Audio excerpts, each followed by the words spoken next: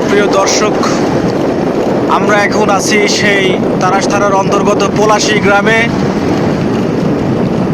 পলাশী, সেই পলাশী নবাব সিরাজদৌলার সেই পলাশী নয়, এটা কিন্তু একটি গ্রাম পলাশী। হয়তো পূর্বপুরুষরা কী কারণে, কিসের জন্য পলাশী গ্রামটি রেখেছে আমারও অজানা।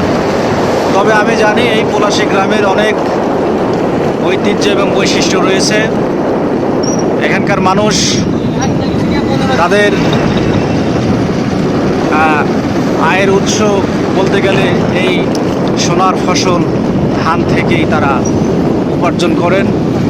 প্রত্যেকটা ঘরে ঘরে প্রচুর পরিমাণে এখানে এই ধান রয়েছে এবং ধানে জমি রয়েছে এই গ্রামের মানুষের। আমরা পলাশীর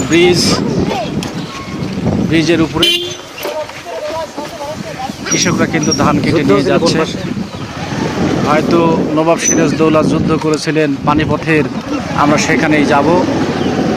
এই পলাশী গ্রামের কোনো এক পাশে নবাব সিরাজদৌলার বাহিনীর সাথে ইংরেজ বাহিনী লর্ড ক্লাইভ যুদ্ধ করেছিলেন। আপনারা সেটাই দেখবেন, সেটাই আপনাদেরকে আমি দেখাবো। চলেন যাই।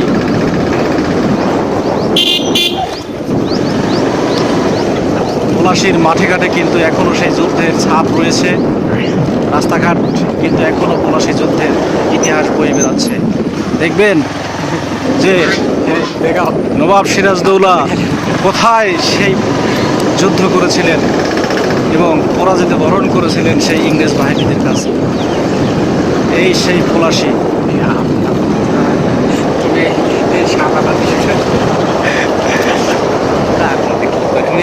চালিয়ে দাও, ওই ভিডিওর কি মান গুমুর রাখলো না সমস্যা, তুমি চালিয়ে দাও।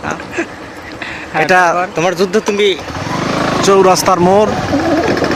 নবাব সিরাজদৌলা এবং লর্ড ক্লাইভ যখন এই যে এইখানে দেখেন নবাব সিরাজদৌলাকে পানির মধ্যে চুবিয়েছিল ইংরেজ বাহিনী। এখানে দেখেন এই সেই এলাকা, এইখানে কয়েকটা পুকুর। এখানে নবাব সিরাজদৌলা ঘোড়া নিয়ে এই পুকুরে পড়ে গিয়েছিল। লর্ড ক্লাইভ যখন তাকে আক্রমণ করে তখন নবাব সিরাজদৌলার বাহিনী এই পুকুরে ঝাঁপ দিয়েছিল। এইখানে একটা গোলা পড়েছিল। এখানে গোলা পড়ার কারণে এখানে দেখেন অনেকটা পুকুরের গর্তের মতন সৃষ্টি হয়েছে। আরও দেখতে পাবেন নবাব সিরাজদৌলার সেই করুণ পরিস্থিতি। এই যে দেখেন এখানে কিন্তু মুহুর্মুহুর গোলাগুলি হয়েছিল। এখানে দেখেন সব গোলার আঘাত, দেখেন আপনার সব গোলার আঘাত, দেখেন এখানে প্রত্যেকটা গোলার আঘাতে এখানে ধ্বংসস্তূপে পরিণত হয়েছে। এই সেই পলাশী বাজার, যেখানে নবাব সিরাজদৌল্লা যখন নবাব ছিলেন ওই সময়টাতে নবাব সিরাজদৌল্লা এই বাজারটা সৃষ্টি করেছিলেন। এটা সেই পলাশী বাজার। এখানে প্রজারা বিভিন্ন জিনিসপত্র বেচাকেনা করতেন।